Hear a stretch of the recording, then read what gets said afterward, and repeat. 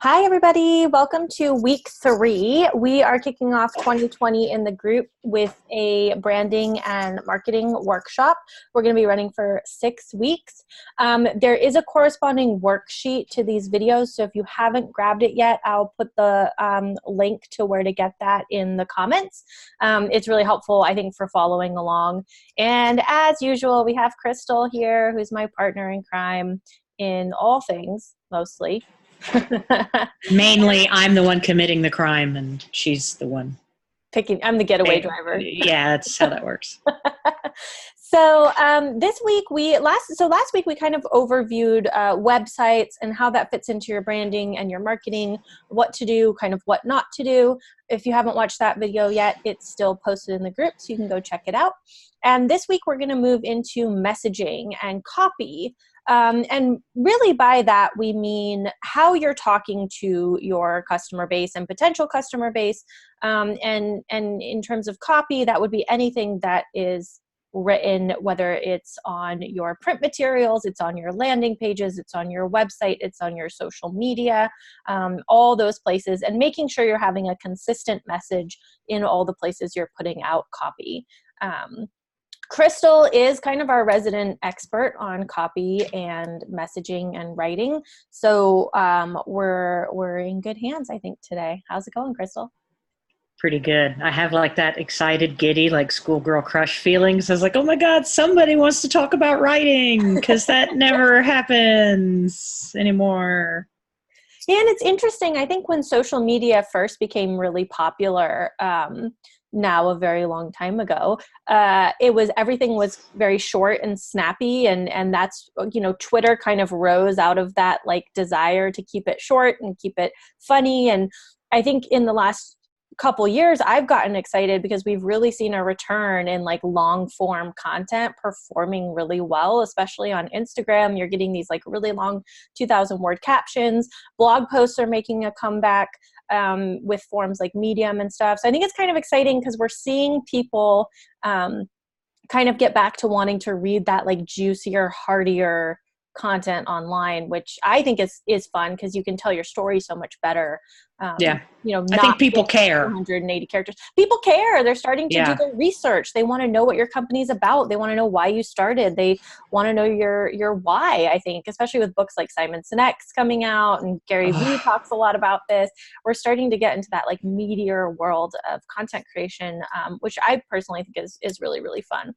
I mean, I love it, but it's funny because when paid ads, because social media used to be a completely free experience. And then of course, they wanted to make money. So they went to paid ads and changed your news feed.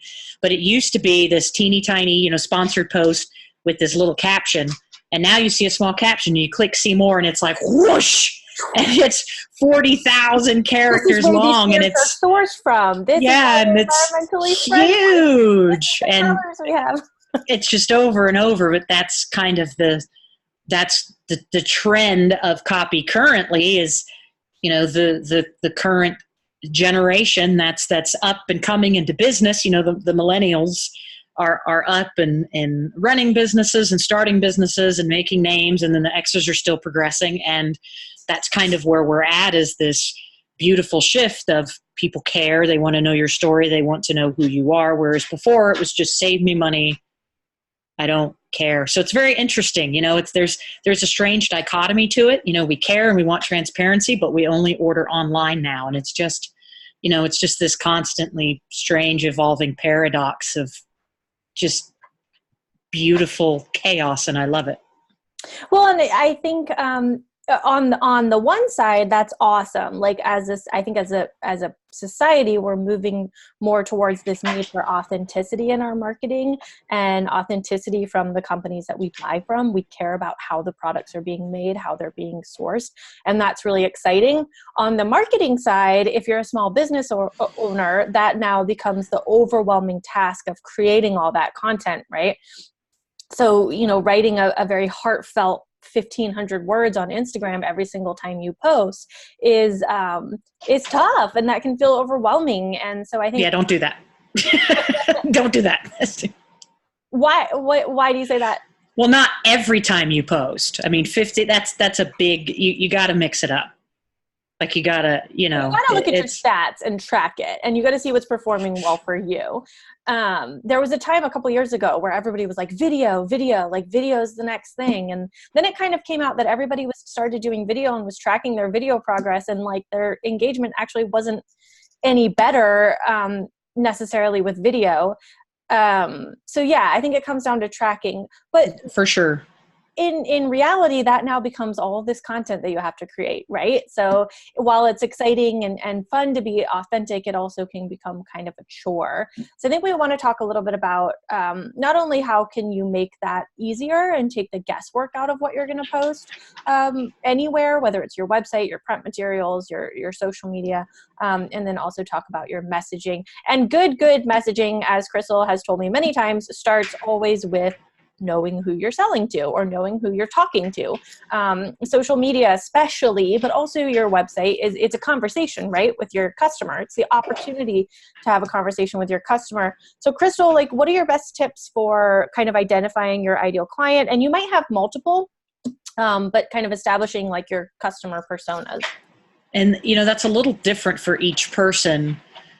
To use us as an example with, the Beehive Mind, we have a target audience in place because we want to do something niche, right? So if you are a niche provider, it makes this a little bit easier because you can say, I'm going to target lawyers. I'm going to target women-owned businesses, right? I'm going to be the realtor that works with people who love horses, that sells ranch property. That's easier to kind of narrow down and identify as somebody who doesn't really know or doesn't have a niche. So you really kind of have to get specific.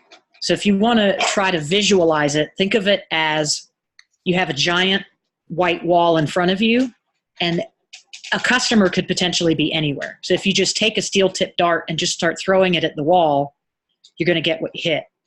Or if you put a dartboard on that wall and you make yourself a target and you try to aim for the bullseye every time, you're going to get drastically different results with where the darts go, correct?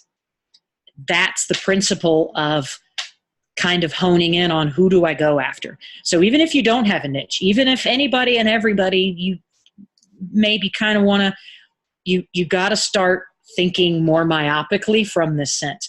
Give yourself some niches. And if you don't know who that niche is, think, well, who are the people that I've liked to work with the best? Where are the kinds of projects where I can make the most money, right? Where are the kinds of projects where I'm going to enjoy them or I won't have to work as hard? And think about that and find the patterns that exist within it, and then use those patterns to say, okay, these are the niches I'm going to go after, because I can assure you, you'll still get other clients, right? If you're out in the ocean fishing for a particular fish, right, which means I'm in the right spot, I have the right boat, I have the right tackle, I have the right rod, you may not catch that exact, blue marlin, but you may catch a swordfish, right? You may catch tuna. So just try to be specific, and if you don't have a niche, give yourself a couple. Give yourself one or two to start and go from there. That's awesome. And I think that's great advice. And it kind of ties in really well too to like the next step, which is once you've kind of identified that niche or that customer profile, then you want to come up with your unique selling proposition, right? So your unique selling proposition is not just like, I'm the best at XYZ. It becomes then, I serve this person that you've identified in your core persona, and I serve them in this way. And that's what makes me unique. So like, for example, for me, I work primarily with women in business. I prefer working with women. I feel like I understand the unique challenges that we face in business. And as a woman also in business, I can kind of bring my own experiences and my own struggles, my own triumphs to the table. So it isn't necessarily like I'm the best at what I do, or I offer the most reliable service, or which you do all those things, but everyone else is saying that as well. So to break through that noise, you need kind of that unique selling proposition. So it would, instead of becoming, to use Crystal's fishing example, instead of, you wouldn't advertise as, I am a person with a boat and I have the most reliable boat and I will take you into the middle of the ocean to fish. No, your unique selling proposition becomes, I have this specific boat and I will take you out in the ocean because I know the best spot to find blue marlins specifically. Do you love blue marlins? I can get you to the spot that finds blue marlins. And that becomes kind of your unique angle. And they might end up catching a different fish, but they'll be extremely happy with their experience, or much more likely to even engage with your services. Yeah. I mean, the proof is in the pudding, look at football, right? Every guy that suits up and goes out there on that field believes they're the best at what they do. But the stats of the game that day is what really proves it. And the point there is that I can say I'm the world's greatest Call of Duty player if I want to, but it doesn't make it true, right? That's up for the other players to decide, which I'm totally not, by the way. 7-year-olds completely own me. But that's the point I'm trying to make, is that it's not our position to designate ourselves the experts. That truly is a subjective term that's up to our customers. So, if you're a photographer and you go out there and you say, I've been doing photography for 35 years and I've got the newest equipment and the best equipment, and I've taken over a dozen courses, and I have a BA in art, and I've done hundreds of weddings and bar mitzvahs, and okay, good for you. Or you can be the photographer that goes out there and says, my lens is the instrument that allows me to see into your world. And I give you keepsakes, perfect ways that you can reminisce memories that have been made for a lifetime. They may fade, but they're never forgotten. And you go on this emotional journey and you paint it. And if you follow where I'm going, that's drastically different than just, I'm a photographer and I've been doing it a long time, right? Because you're connecting with your audience, and emotion is absolutely, unequivocally, irrevocably the thing that drives purchasing decisions. We buy stuff on impulse, we buy stuff on pressure, and all of those things are coerced and controlled by emotions. When you see that damn SPCA commercial and that little dog is like, and Sarah McLachlan's like, in your arms, you're like, oh my God, get my wallet. Like you donate because it hits your heartstrings and you cannot emotionally take that suffering animal. And I'm not saying everything has to be sad, but things need some type of emotion. It can be funny, it can be dramatic, it can be heartfelt, it can be sincere, it can be nostalgic, but you have to take people on an emotional journey if you want to captivate them. It's just where we're at. I think that's especially becomes true if you're selling online to cold traffic, right? If people don't know you at all, that journey becomes eminently important for them to go on. And I think my advice would be, because you might not just have one target market. A lot of businesses have multiple target markets. So I would say segment your target markets as much as you can, get really specific. And if you have 3, 4, 5 target markets, which you might, do this for every single one individually, and then know who you're speaking to every time you post on social media, every time you update your website, or whatever page on that website is for that specific target market. So that way you don't have this overwhelm of, well, I can help these 5 different people and they all have different needs. And then you can kind of chunk it down, right? Okay, so maybe once a week on social media, you're going to do a post to that one target market. And then once a week on another day, you're going to do a post to this other target market. So then you're reaching your entire audience, but you're not trying to do it all in one set of copy. If you're feeling overwhelmed by like, well, I can help a lot of people, like Crystal said, you can do that multiple times over, and then you can show up in your business in different ways for those different people. But if you try to serve them all in one post and all in one copy on your website, then it's going to get a little muddled. Yeah, it won't work because people think differently. People are receptive to different words differently. I mean, people of different age ranges. You have to think about the demographics of a person. You can say the same sentence in different ways and get different reactions from people And that's part of identifying. This is why Claire is saying, if I have 5 target groups, why can't I just do one piece of cut? Because they may not receive that. Because you may find that, well, I really want to work with female business owners, but I also want to work with males who are lawyers or whatever it is. Those are going to be really different pieces of content, really different messaging. The verbiage will be completely different. So you just have to think about what are their pain points? How can I prove to them that I understand them and identify with them? And what way can I craft this that they will be most receptive to that? And if you have 5 different audiences, that might be 5 different ways.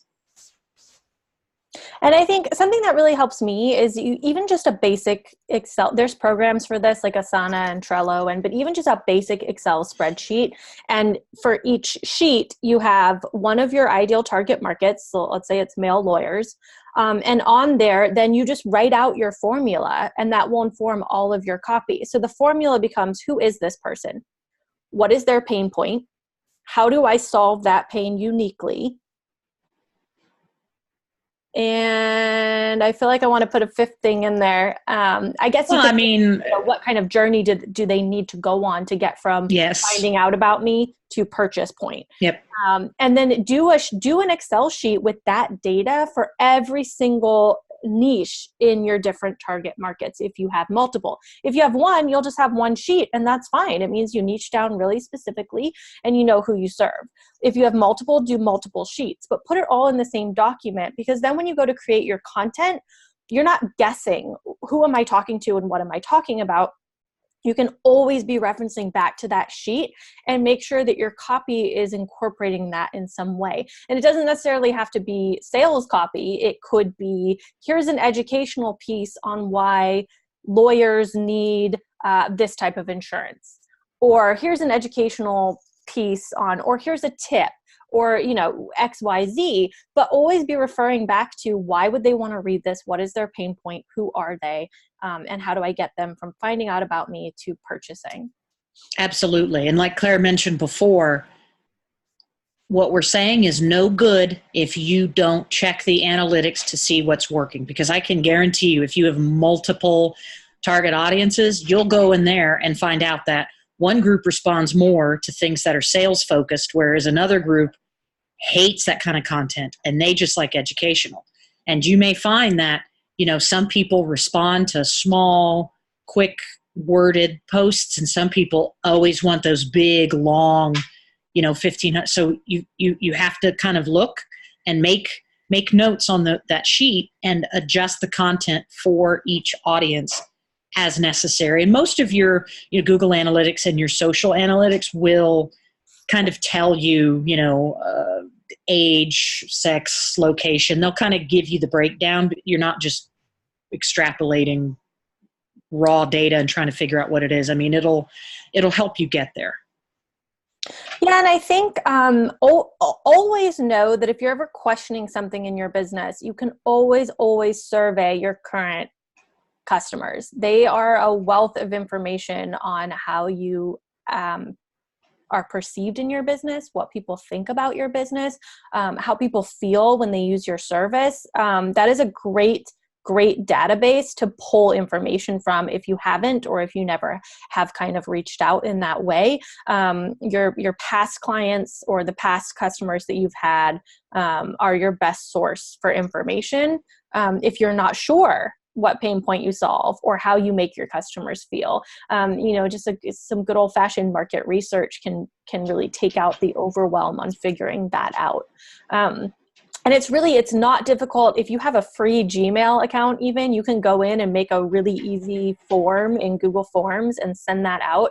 It doesn't have to be super fancy. And if you haven't, looking back and reading, if you have quite a bit of reviews online, look back and read those reviews and look at the verbiage people are using. What kind of words are they using to talk about your service? Because you want to then emulate those words in your copy.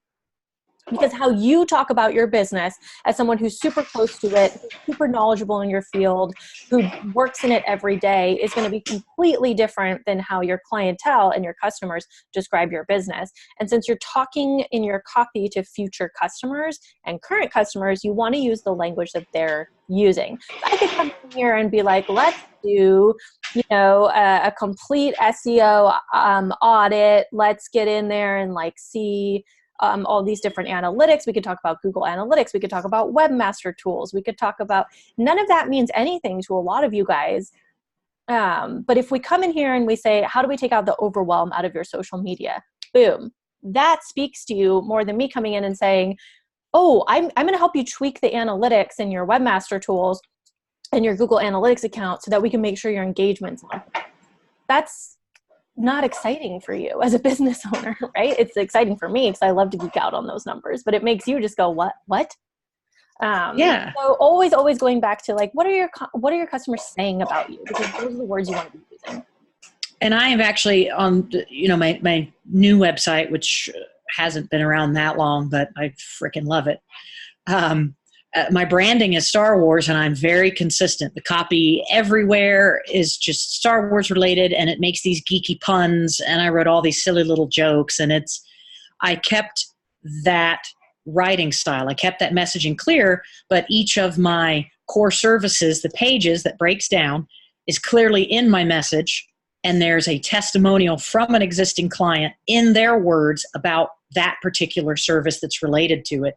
And that's gone over really well. So you can see, my copy, and you can see where my mind works, and you can see the branding consistency. But then on each services page, you can see what someone else has had to say in terms of a customer. And that's ideas like that are really cool. Or maybe putting, little testimonials or quote blocks somewhere in your, or as Claire said, use the words they use more often. If you only have a couple services, and so just, kind of you want to integrate. It's tough to do. You want to be solid in your messaging. You want it to be from you, and you want it to be brand consistent, but you also want what other people have to say in it. And, we're acknowledging that's challenging, but it's well worth it because of the perception that it will give to potential new clients. Absolutely. And I think, we're keeping these videos kind of short, and I do want to acknowledge that this is a very expansive topic, and we can't go over everything in one video, but hopefully this gets you guys thinking about some of your copy. If you haven't grabbed that worksheet, I would grab it. It does go into some of this in a little bit more detail, or at least gets you to kind of start thinking about this in a little bit more detail. And I think the final thing that I'll say is that while consistency in your copy is important and showing up in your business is important, it's important to post on social media regularly. It's important to keep your website updated. Cat butt. Yeah, she tripped over a little wire and fell. Hi, princess. Mm-hmm. I really want to emphasize quality over quantity. If all you have time for is 3 really quality social media posts during the week, do that instead of every day.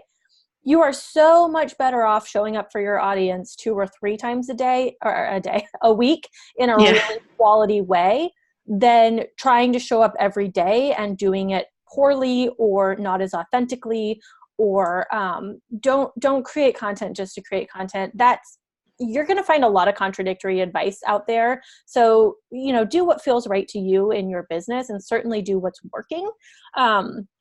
But I think there is a growing emphasis with fake news and really poor content being put out.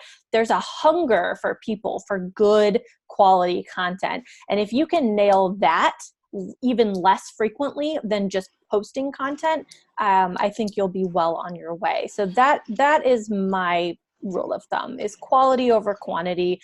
You're going to hear a lot of contradictory advice about that. I mean, Gary Vee himself would contradict that. So there are people out there that think differently and know that, and do your own research, but that is my advice.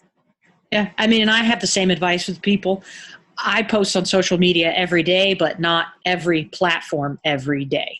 Mm-hmm. I have a schedule that I made based on the analytics, and I'll review the analytics in another 6 months and adjust the schedule as need be. So I have a very specific schedule for Twitter and for Instagram and LinkedIn and yada, yada, yada. That is based on the specific group I'm focused on and trying to reach. And it's not overwhelming. So, quality is absolute key. I mean, and think about, if I'm trying to get information, do I want to read it in 5,000 words or do I want 3 small paragraphs? It just, the answer is it depends on what you're giving people. So always be conscious that exchanging information in a digital format shouldn't be a chore. I mean, literally the average person's attention span when it comes to online services, website and social media, is shorter than a goldfish. I mean, this is where we're at because instant gratification, and we're so used to just everything being like this. So, it's much better to say, I have really good, would you rather have a small piece of amazing, really good cheesecake or a whole pie of a mediocre cheesecake? So just always be thinking about that. Depends on the day. Just kidding. I don't like cheesecake, but I'm not a big fan of it either. I know. I don't know. I guess, I don't know. Maybe ice cream gets me. Let us know below. Cheesecake or no cheesecake? I don't know. Yeah, I don't really like. We're diving into the controversial things here. We're not afraid to talk about the real stuff. But Cheesecake Factory has a vanilla bean cheesecake that is to die for. And all I need is a half a piece. And I would much rather take that quality over quantity any day. Awesome. So I think, we're going to stop there. But if you guys have questions around copy and messaging, this is a huge, huge topic. Please don't hesitate to message us, or along with the worksheet, I included a complimentary 30-minute strategy session with Crystal or I. So if you haven't grabbed that worksheet, I know I've said it like 4 times, but it is really helpful, and it does come with that complimentary strategy session to go over it so that we can jump on and just kind of hopefully help take out the overwhelm of marketing for 2020 for you guys, because I really understand that it can be overwhelming, and we're right there with you in the trenches as well. So thank you so much for watching this, and we'll see you next Wednesday.